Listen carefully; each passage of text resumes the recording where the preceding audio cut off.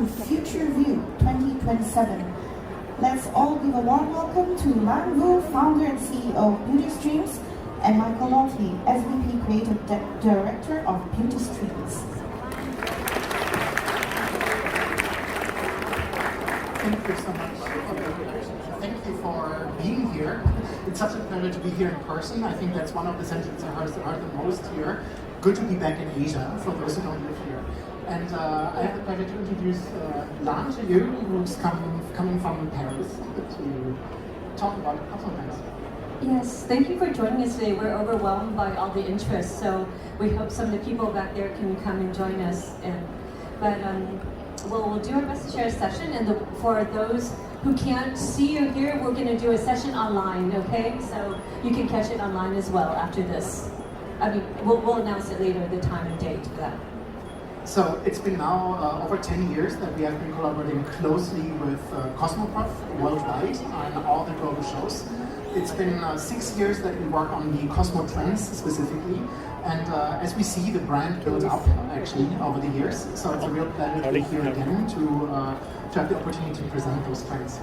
And you know, the idea when we first started about doing CosmoTrends, it was simply that you see the show is so vast and there's so many interesting things that you don't know where your eye to look first. You know, you don't know where, and you don't have all the time in the world. So what we wanted to do was pre-sort, pre-curate for you. We had all our editors invite exhibitors to submit their innovations so we could read through it, and our editors are expert editors from the beauty industry. They looked through the submissions and they picked, and it was so hard to pick because there's so many good things out there, but we had to pick some samples of things that we saw were trending topics. And these trending topics might not be the newest thing, but what we saw that was happening in the show and relevant to you, so that you could, a shortcut for you to see things at the show. And the feedback we had from our editors was that the quality of submission was really high. I guess there's a real new wave of innovation now that the new normal has been started already for 2 years. People are into innovation a lot. Yeah, isn't it great? Because there's been so much, you know, we've been online and in lockdowns. It's so nice to be back, and everyone's so excited to, you know, Absolutely. to be back together again. There's nothing that really, you know, replaces the physical. Mm-hmm. And we just wanted to give you a quick overview in case you don't know about Beautystreams, what we are actually. We are a source for beauty industry insights. It's B2B, so for you guys here actually. And we talk to the full supply chain, from raw material providers through formulations, through brands, big corporations, small corporations, all the way to retailers actually, to give them clues of what is trending now and what will be trending in the next 3 to 5 years. Yeah, so if you want to know what's hot, or what's the key ingredient, what product should I make next year, or what marketing angle should I go for Gen Z consumers in Asia, you know, different questions like that you can find on the platform. And above the platform, actually, we also have our consulting services, which are custom-made. So really, it can go from knowledge about one product category to a whole study of how to address your brand for a new target consumer, for example. So it's really about bridging global and local insights. From the beginning, already 13 years, now 12 years this year ago, we started to work in a very semi-remote way with people on 5 continents. For us to have local correspondents everywhere in the world was so important from the beginning to really have a polycentric view of what's happening in the world. Also, our team are kind of mixed up. I mean, you know, I myself have 3 nationalities, and it's all our team are like that. We have this open, kind of borderless view on the world, and so we really encourage this local understanding and curiosity among the team. So we find that clients come to us and ask us to help them bridge, like they're going from one country to another country. You know, they ask us to help understand the culture and this the mindset of the other country, or what's trending in the other country. Absolutely, and we wanted to reflect this, of course, in CosmoTrends as well, because it's a worldwide initiative in all the different CosmoTrends shows. But today, of course, we're focusing more on Asia. What's exciting this year is actually that we also present the Future View. So we will actually start with the Future View 2020 to 2027, which is more about lifestyle movements. We decided to do this really because we think it's important to have a vision. And then we're going to look into the CosmoTrends that you see here on the wall, that we invite you to explore further later, which are the product trends that we spotted here at the show floor. Yeah, so it's now and future. Absolutely, and this has always been our methodology actually. So we can talk about the trend funnel to share with you how we look at trends, because do we have a crystal ball? No, we don't. We just we analyze things with a certain logic and methodology from what's happening in the world today, what's happening in politics, climate change, the general things in the greater society, and then we take it down to a look of, okay, so how does that affect the beauty industry? So we know this is happening out there in the world. How does that impact the beauty industry? And then from that, you think, okay, from a 2 years outlook, so how can we do storytelling? How can we change what's going to happen from a more seasonal perspective? And then we go into what's happening today. What do you see at the trade shows? What do you see on the runways? What do you see, happening on social media? What's the now? So if you filter through all these, then you get a very targeted view on trends. Yeah, so for the long-term perspective, we really work with our expert panel, the Future Collective, Beautystreams Future Collective, which is composed by experts from different industries, of course beauty, but also dermatology, sociopolitics, the digital field, technology at large, all those fields that will influence the future. Then we funnel it down to beauty, through storytelling, and partners like COSMOPROF-ASIA, other COSMOPROFs, etc., really nourish our knowledge about what's happening now as well. And today, we will really look into the far outlook and also into what's happening now. So starting actually with Future View, which is the 2022 to 2027 vision.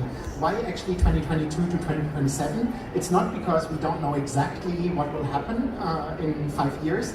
It is, by definition, about macro trends. So macro trends is a long-term view, and it takes roots now, and we define those trends because we believe that they will scale up in the upcoming 5 years. So we really see this as a strategic roadmap for the beauty industry to really give you a vision, and then later we connect it also to the now. Yeah, so just what to look out for as you're making your product decisions, as you're thinking about how to market. Just things to keep in mind that where things are headed in society and consumer thinking. So maybe Lan, you want to talk a bit about technology? Yeah, I love this theme. It's about, it's something really relevant today. We've been in lockdown. There's been a lot of down moments, let's say, and now we want to invite you to celebrate joyology. So embracing a more optimistic perspective on the future, being happy, creating good vibes together, and circulating this good energy. And that good energy can come through in these dopamine happy colors, in more of a using it through self-care, going other things.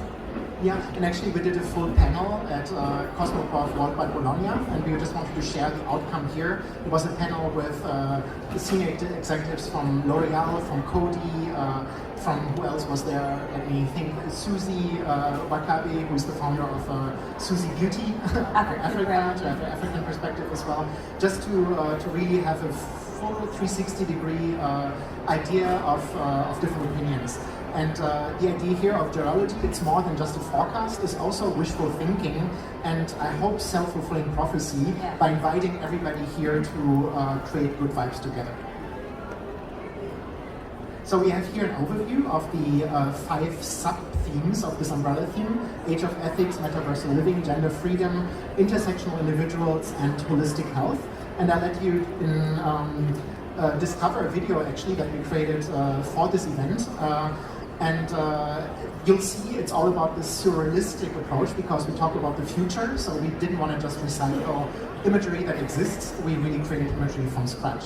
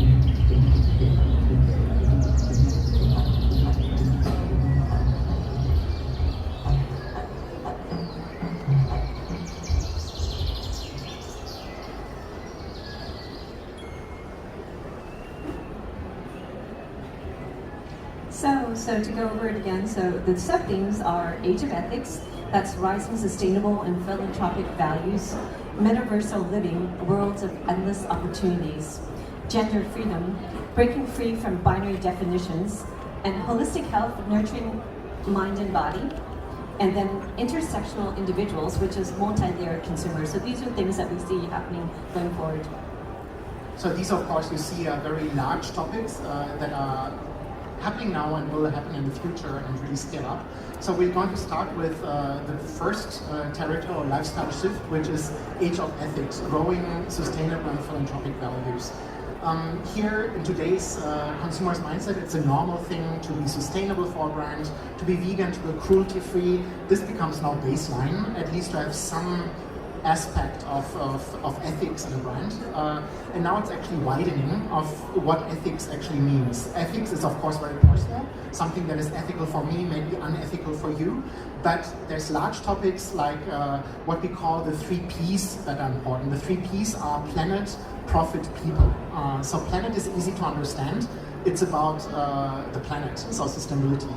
Now, people, maybe that's already a little bit harder to understand. Sometimes you need to make little sacrifices on the sustainable aspect, the planet aspect, to please the people, because people still need to survive and people need to make their money, and certain raw materials come from places in the world where communities count on the money they make through the beauty industry, for example. And profit goes by itself. We all need to survive to also create a better world in the future. If nobody makes money in the end, it's hard to really create a better future as well. It's also about gender and ethnic equity, of course. So people and consumers expect today that this equity is represented in each company. So there's not only a transparency when it comes to supply chains and when it comes to ingredients themselves. There's has to be a duty of responsibility when it comes to how the people in a company are treated, and that there's a certain equity between male and female and all genders that exist on all the spectrum.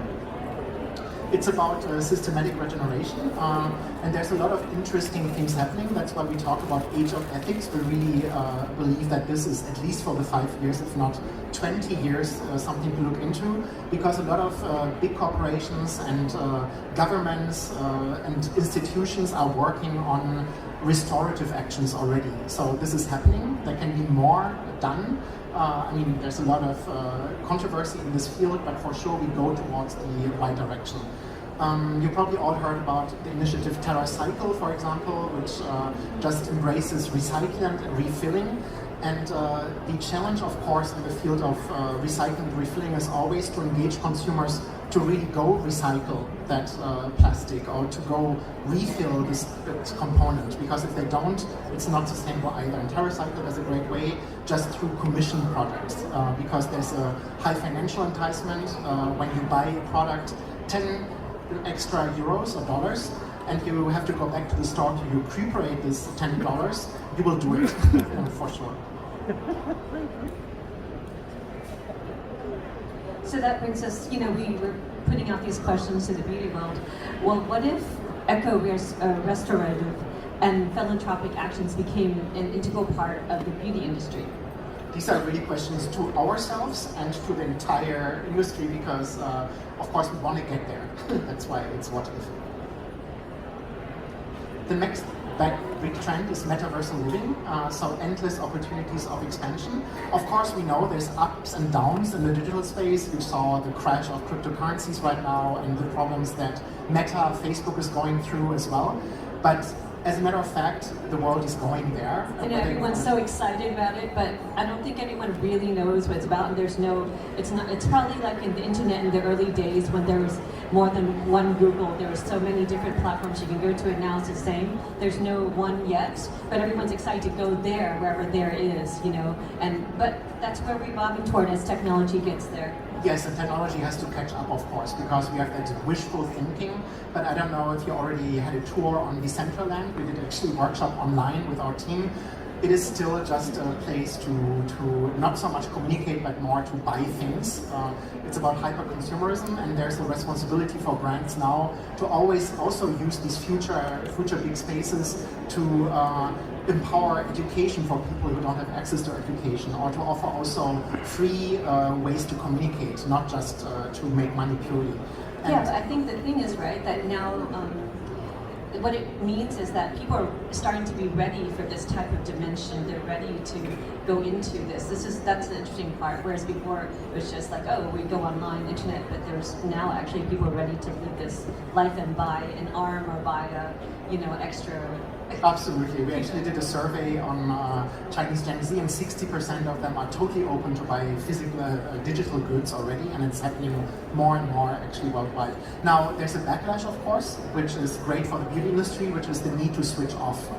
Because at certain points, we're also bodies. We need to take care of our bodies. We're not just eyes and brains. So there will be moments where beauty rituals become really important and become great channels to or ways to switch off. It can be rituals, it can be olfactory rituals, really great textures, great colors that just connect to our bodies as well. So you have the online, that possibility for sale online of beauty, and also offline where they need to switch off. Yeah, and of course it has also implications in terms of what does an offline representation of a brand mean. Maybe it doesn't mean that retail is dead, but retail takes a new role, which is just representing the brand in a physical way, connect with consumers in person, and the metaverse becomes something that is an extension of our physical reality, but which is also part of reality. So what if the metaverse contributed to a happier and borderless world? So the next big territory that is very important, of course, for beauty is gender freedom, breaking free from binary definitions.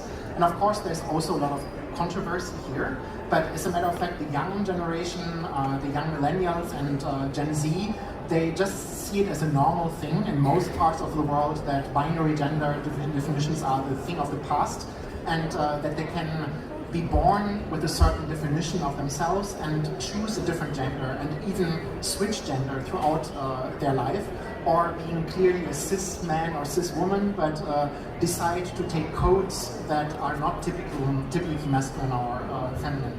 And of course, this has implications in all the beauty categories. So we're not only talking about men wearing color cosmetics, which is already happening, so great. Also, great news for the beauty industry, new types of consumers. We talk about fragrance, which already embraced this new idea of defining gender in a more open way. More unisex. I mean, it's really about letting go of what's, women like floral things and men like spicy things, and we really, set stereotypes. So it's just opening the idea out beyond the different genders. It's just opening the idea of what is considered stereotype on gender. With a big challenge of the skincare definition, because of course there's a physical difference between typical male and typical female skin, but now we have to consider that there's many spectrums in between, and in reality that's already true. I may be a guy but have certain needs for my skin that are comparable to women, and vice versa for women. So it's really about personalization here that has been pushed through gender freedom as well. And think about gender like a spectrum, basically, not just like male, female. Okay, so then what if breaking free from binary gender definitions liberated joy and happiness? So the next lifestyle shift is called holistic health, nurturing mind and body. And this, of course, here for you guys who are all interested in Asia or live in Asia, it's not something this is already so prevalent in Asia with the TCM, with the Ayurvedic, with all the traditions. It seems like now the West is catching up here. So what's interesting is, of course, that now in Asia, before it was maybe considered a bit like grandma's cures, but there's a real interest in the young generation that comes back as well. It's remarketing it as well, right, to a different consumer in a different way. Yeah. It's rebranding it in a certain way.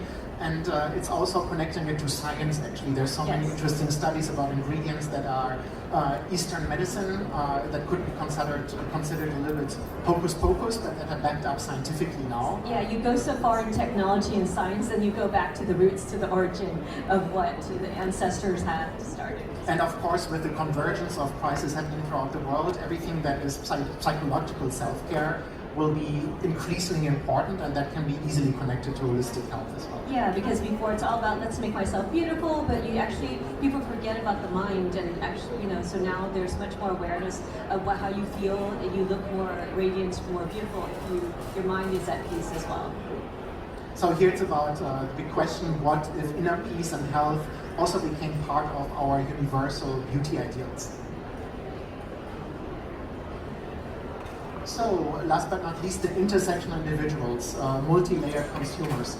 Here, think about it that there's almost as many consumer targets as there's individuals, because we have so many things that define ourselves. Of course, there's the genetical us, and it's true that the world is mixing more and more, especially in the Americas, in Europe, and more in Asia as well. You have more and more mixed consumers. Yeah, typical marketing before was like, okay, this type of consumer in this region, but that region might be now multicultural, and you can't just target, okay, this region, that's the way they are, Look at Brazil, it's very mixed, in the States. Absolutely, and then you have personal preferences as well. Everybody has access to all the different informations and trends from all around the world.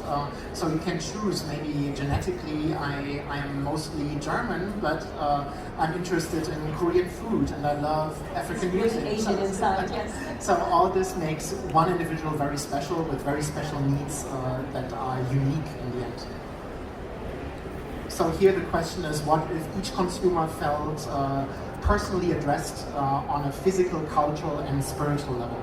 And these are just questions we want to see how can we, answer these questions ourselves through products or through marketing in the future. So of course, this was just a high-level view. I invite you to scan this QR code if you want to download the report with some stats as well to back up what we said. It is not coming from our minds, it's also actually backed up with market stats. Okay, which brings us to maybe the main reasons why everybody's here, because we want to know what's happening now at this show and what are the most interesting trends to watch and some products that represent these trends. So here's an overview of the different trends.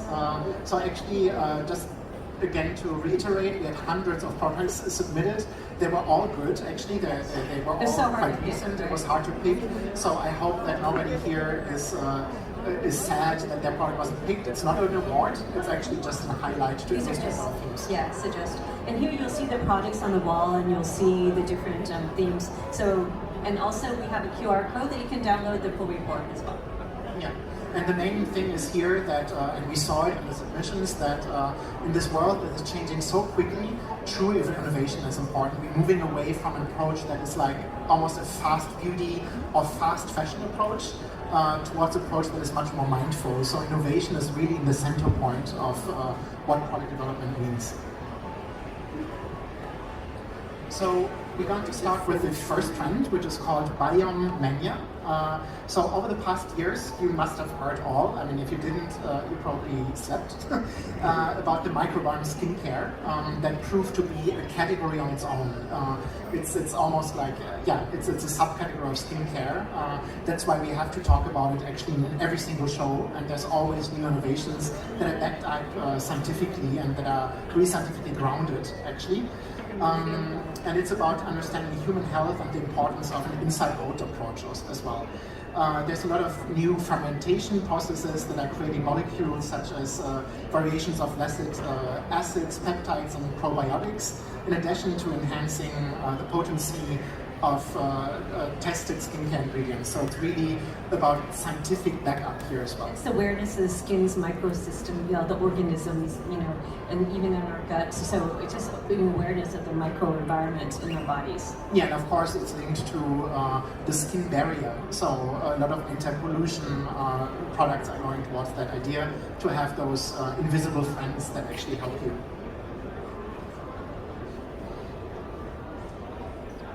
So if we look into some of the facts and stats here, you can see that the skin microbiome market is projected to evolve in double-digit year-on-year growth until 2029, which is huge, of course, especially in the economic outcome that we have this year. As microbiome skincare often addresses sensitive skin, it is important to note that an estimated 60 to 70% of women worldwide suffer from sensitive skin, and I think for men it's 50 to 60%, so it's a really large consumer group. And we can say that the microbiome skincare is growing to an extent that it becomes its own category now. Okay, these are the products that we highlighted here. So first we have the Ambling. Bear with me if I pronounced something wrong. The Ambling Plant Probiotics Balance Ampoule. It's based on the Pediococcus ferment extract that activates bacteria beneficial to the skin and improves the protective structure and the microenvironment of the skin. And then we have Rebalance. Rebalancing is a rebalancing cream and prebiotics, pH 5.5, that stimulates the skin's microbiome and helps it keep a natural balance. Okay. Then we have Bottega di Luna Vita, which is Vita H, and it is a pre-plus probiotic that keeps the loss of epidermal water under control and prevents the thinning of the lipid barrier. And then we have Wen, which is wheat tea polish enzyme powder wash with Fermi meal, which is a gentle gluten-free vegan daily powder wash derived from traditional Korean wheat and rice powder. So here we give you just a high-level view of the products. Feel free to go to the different booths to really have a deep scientific explanation, because that is not our thing here. We don't want to advertise, we just want to highlight some products. The next big trend is called hair and D. So here it's about luscious locks, not losing locks. So you see it's about hair loss here and anti-hair loss. So it's the fact actually that stress is accelerating hair loss, and we all go through times of stress nowadays, and that's why this field is really becoming more and more important. Now the good news is that the hair medical doctor is on its way to save us from hair loss, and that there's a lot of interesting new innovation that is scientifically proven that can help us. And hair loss, by the way, is not only linked to men, it's also a big problem for women in periods of stress and hormonal changes. So it is a big source of revenues in the future as well. Of course, we talk about scalp here as well. It's really about itchy, flaky scalps that can be repaired through the hair and D trend. So as you can see here, the already big hair loss market is projected to steadily grow over the next years. Maybe all of a sudden, compared to the big numbers of the previous trend, 8.1% doesn't seem high, but it's already a huge market, so it's actually a quite good indicator that it's worth investing here. There's also studies that show that long-term stress and lack of sleep are proven to contribute to hair loss, and the new type of living with semi-remote lifestyles gives more stress and generates more lack of sleep, so hair loss is unfortunately also growing. And the skinification of hair and scalp are key market drivers of the haircut market. So here the products we highlighted are the F11 treatment by Nugella and Soule, which is a high-performance capillary treatment that consists of a kit premium #1 shampoo with red onion extract and hair regenerator serum that's clinically proven to accelerate hair growth. And then we have Hair by Collagen Live Paris, which is a daily supplement that decreases hair loss and stimulates the regrowth of healthy hair and prevents graying. And then we have Immuno XIDIL for Man by Morgan Pharma, which is a topical treatment that uses microtechnology. And we have our favorite one that is hard to pronounce, is the Exo Awesome Plus Hair Regrowth Tonic by Awesome Hair. And this reactivates hair follicles and encourages hair growth with a trademarked ingredient called exosome. With proteins and triple peptides. to be more precise. Yes. And then we have the skin reset trend, which is the derma therapy for stressed out skin. So you see, we talked a lot about stress, and I don't want to bore you with the crisis. We're all surrounded by it. So here the idea is about a skin reset that might seem like a fantasy, a derma fantasy, but it's also a breath of scientific innovation that is tackling a myriad of changing ways in which stress manifests itself on skin, including inflammation, redness, cellular aging, dryness, and dehydration. So all those typical effects that come with stress sometimes, or that can be awakened with stress actually. So here it's about an emphasis of identifying and addressing a variety of skin states and personalized needs. So personalization is important here actually. And it's about natural ingredients that are meeting new levels of safety with greater transparency when it comes to sourcing and traceability. So here it's of course about trust as well from the consumer, and everything that is derma or cosmetics of course is important here. But you know what's interesting? I think that during the pandemic, people realized that it wasn't only about naturals, that people are starting to trust science again, and that it's a nice if you can balance the two.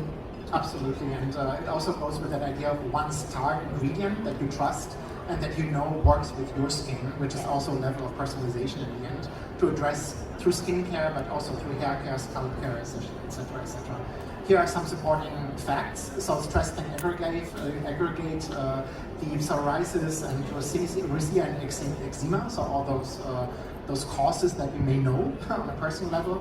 The dermacosmetic skincare market is forecasted to grow by 7.5 year-to-year from 2022 to 2030, and 89% of consumers are willing to spend more on higher quality skincare products.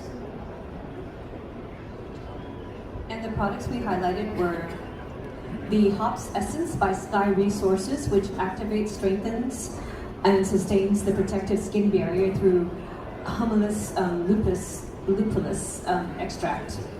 And then we have Jennifer Young, which Itchy Body Oil by We Deal International Trade, which was co-created by the NHS in the UK and developed for sensitive skin. So now help us to pronounce the Korean brand here. Is anybody here from the brand? We were hesitant. Is it HW Coscoco or HWCO? CO, but it's that brand. So Medicare Calming Booster by HW COSCOCO, and it's a serum that delivers anti-inflammatory and immune-boosting benefits. And then we have last TN, Mom's Jeju Cabbage Mask by 10 Box Corp, featuring organic cabbage extract from the volcanic soil of the famous Jeju island of South Korea. And you see here it's a trend that we really highlighted only Asian brands because it was so strong actually in Asia.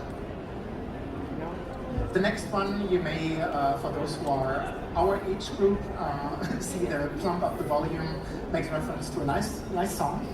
So it's a pursuit of rejuvenating skin actually, and to avoid actually invasive treatments by minimally invasive treatments.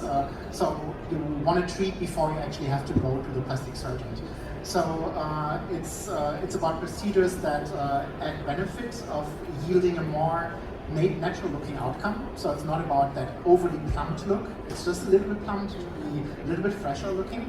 It's about that approach of slow plastic surgery in a certain way. So you start quite early and just prevent of the wrinkles to become deeper and your face sagging.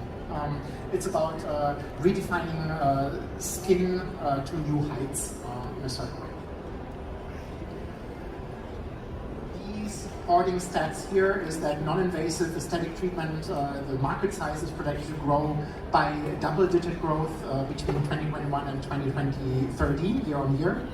A rising amount of consumers will look into natural-looking results, so we're moving away from this overly plumped look to something that is just, well, I slept a little bit better tonight, I just look a bit better, not necessarily 10 years younger. And then it's about also the global cosmeceuticals market size that is expected to grow by 8.6% between 2021 and 2028. Okay, and the products highlighted here are Deluxe Rejuven Booster, which is a firming facial active concentrate that enhances facial treatments. And then we have EGF program MTS and pooled by Eggphology, the result of K biotechnology that boosts cell regeneration and cellular metabolism. And then we have youth activating instant filler by Inviti, which is a non-invasive treatment that boosts hydration levels and increases collagen production.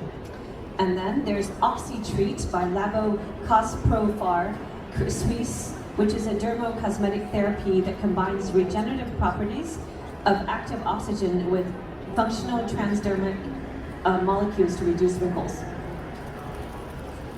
Okay, now we go to our next big trend. Our last trend. Which are the illuminators. So switch on your skin's inner light. So you may have guessed here, it's a new way to say glow. And glow also in a very, I may say, Asian way, because we talk about brightening here. So it's about being lit from it within. It's about new brightening ingredients and technologies that come from the professional field actually, and that are now used at home on devices, but also in ingredients. And it's a more gentle way and less abrasive brightening technique with a cocktail of active skin-loving and also skin-loving ingredients. So there's a little derma aspect here as well. So it's about a slow transformation. It's not of being aggressive. It's just of have a little bit brighter skin and have this healthy glow. Here are some interesting facts. So according to a survey, 72% of consumers think that glowing skin is a key skincare goal. That was actually a survey on 8 different importance, and this was the 3rd most important thing, glowing skin actually. And the global skin lighting market is projected to grow by 5.5% for the next 8 years, year on year. And there's one ingredient which is alpha-arbutin, one of the products that we selected includes this. And its market size is expected to grow by 7.2% from 2022 to 2029. So if you compare that to the 5.5% of the lighting market, this is definitely an ingredient to look into. So what are the products highlighted are the Alpha Radiant Serum by Bano Baji. It's formulated with a high concentrate of alpha-arbutin, and which is actually more powerful and gentler than its counterparts. And then we have Instant Radiance Pearls Primer by CosmoTalk, which is a transparent gel that promotes the skin for smooth makeup application, in addition to providing hydration and radiance. And then there's Lustra Clear Skin Renew Pro Face Wear by Lustra Skin, which is a app-operated LED mask for use on 4 facial zones. And then last, there's Vit C Ultra C Plus Ultra Mask Intensive Radiance, which is an overnight face care by NNB. Natural is better. That's the name of the brand. In the overnight treatment that helps the restructuring and rejuvenation of skin processes with an immediate brightening effect. Okay, this was really the overview of all those trends. I invite you to scan the QR code that you have installation to get the report, and also to just please look at the booth numbers to get more information about the products in a more detailed way.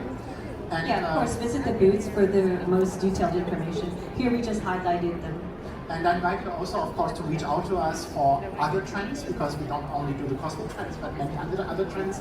But we have now, I would say, 5 more minutes, because then in a quarter of an hour, the next meeting will start, the next Cosmo Talks. But if there's any questions, feel free.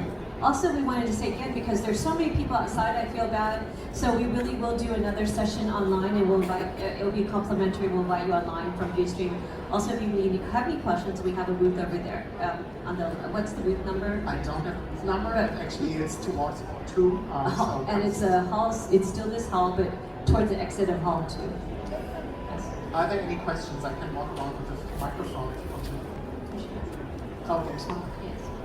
Okay. That mask looks very spooky.